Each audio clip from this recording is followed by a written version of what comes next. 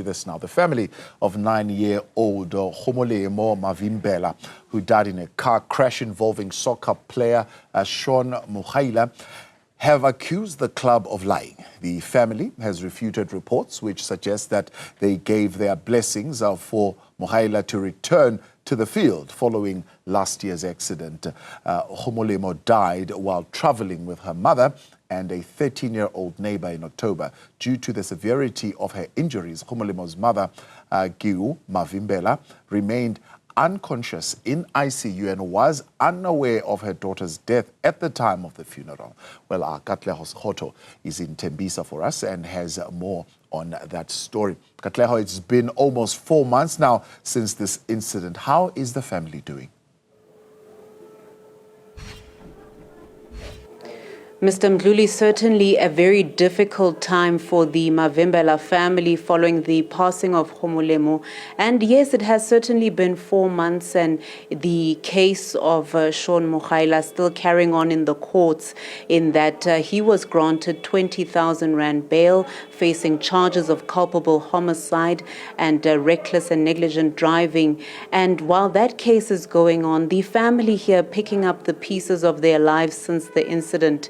And as you rightly note there, Mr. Mdluli, the mother of Gomolemo is really struggling following that incident and actually missing the funeral of her daughter. She was in a critical condition at the time, but certainly the family seeking to set the story straight in terms of the reports that they had so-called given their blessings for the soccer player to return to the field, and they saying this is not true. So it's twofold in that we have a grieving family, but also them dealing now with the case that carries on in the courts. I want to bring into the conversation, Kio, to get a sense about how they're doing as a family. Let's begin there, Kio. How are you doing in terms of, well, you're back at home. How is life since the incident? Life since the incident, it's no longer the same, because the last time I was just driving my daughter to school and myself to work, and Tando, the neighbor's child. But all of a sudden, when I wake up after about 2 months, life is very different.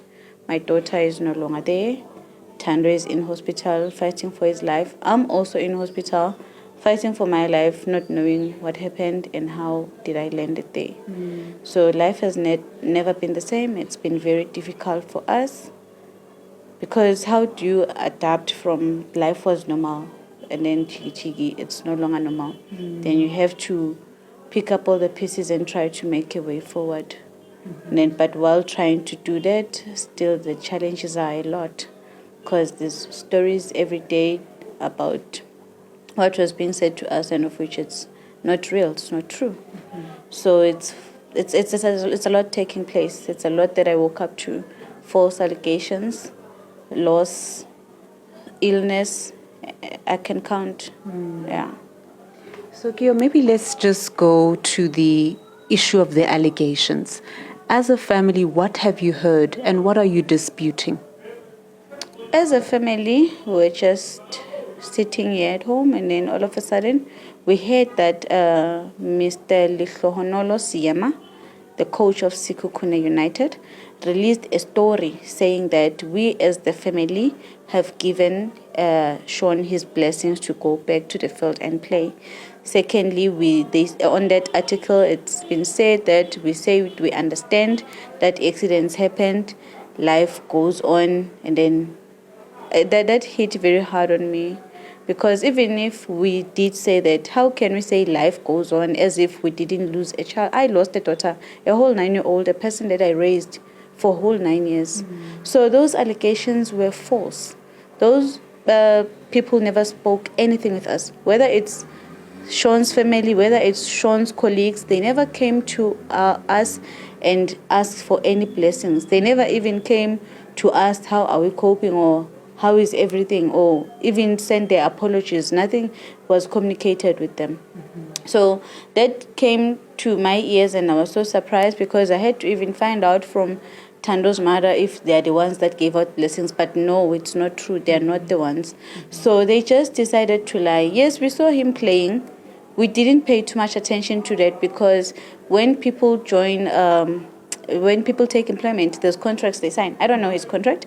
So I thought that, okay, maybe him playing is part of his contract. Anyway, innocent until proven guilty. But all of a sudden, why lie about our name and say we decided to give blessings?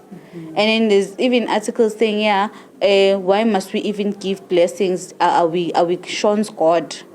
So his life must stand. Like such things are really breaking my spirit, and it's very emotionally abusing, not only mine, my husband too, and my daughter as well, because we lost somebody in this house.